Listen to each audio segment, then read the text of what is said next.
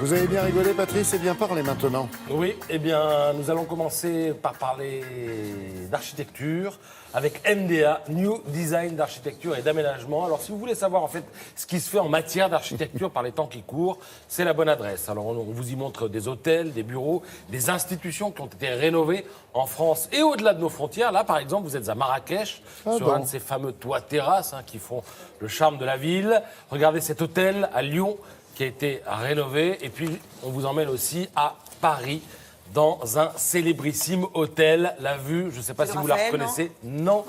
C'est un hôtel qui est place de la Concorde. La façade a été édifiée en 1758 pour Louis XV. Le Crillon ou le Ritz? Eh ben voilà, c'est le Elle Crillon. connaît tous les hôtels. Effectivement. C'est des acteurs. Donc édifié pour Louis XV. Alors l'architecte s'appelle Ange-Jacques Gabriel. Oui. Donc nom de famille Gabriel, prénom Ange. Les parents devaient être cathos, je pense. Et voilà. Et l'hôtel donc a appartenu au duc de Crillon. Catholique. Donc l'hôtel Crillon. Émile Guimet, vous connaissez? Oui. Bon, il a son musée des arts asiatiques. Ce monsieur est né en 1838. Lui il est qui mort. l'a fondé. Voilà, en 1919, à 80 ans, et il a fondé ce musée, vous le disiez, parce qu'il a beaucoup voyagé, il a ramené beaucoup de choses de ses voyages. Alors ce monsieur n'avait pas de soucis matériels, son père était ingénieur, chimiste, il avait mis au point un pigment synthétique que les imprimeurs, les papetiers, les entreprises, les teinturiers s'arrachaient. Et d'ailleurs, la boîte de ce monsieur, c'est l'ancêtre du groupe Péchinet. Voilà, ça a mieux démarré que ça s'est terminé, mais voilà. Alors, il a rapporté beaucoup de photos, de trésors, de dessins de ses voyages.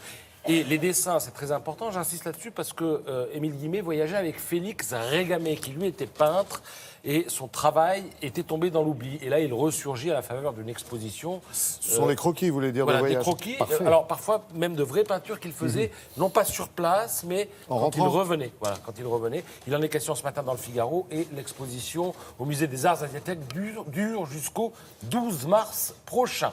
Voici maintenant un dessin d'enfant tchétchène, un enfant qui était réfugié dans un camp en Ingouchie. Ce dessin date de l'an 2000. Il est actuellement exposé à Strasbourg, à la médiathèque André Malraux, qui propose une expo intitulée Déflagration.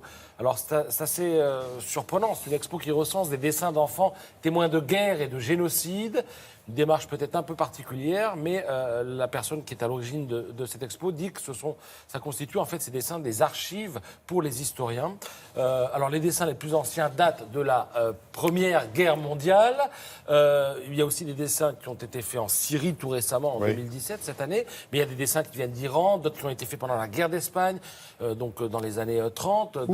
Où vous dites c'est exposé ça? À la médiathèque André Malraux à Strasbourg.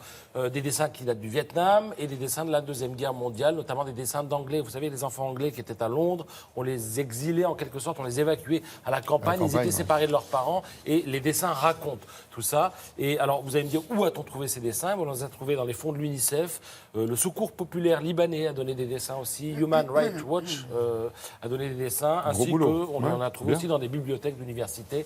L'exposition, allez-y, parce qu'il vous reste aujourd'hui, demain, après-demain. Après, c'est terminé. Et je termine avec les beaux livres de Noël. Si vous êtes rock, voici le dictionnaire amoureux du rock par Antoine Decaune, à gauche. Si vous êtes jazz, les photos de Ted Williams chez Grund, à droite. Et si vous êtes plutôt variété française, le magnifique livre intitulé Chansons françaises de Claude Gassian. Il avait deux passions, la musique et la photo. Le résultat, il est bien. Regardez les portraits, 250 portraits. La chanson française. Vous auriez vu du Johnny, du Étienne Dao, du Brûlé. Merci Patrice. On va finir par tourner cette page culturelle, oui ou non?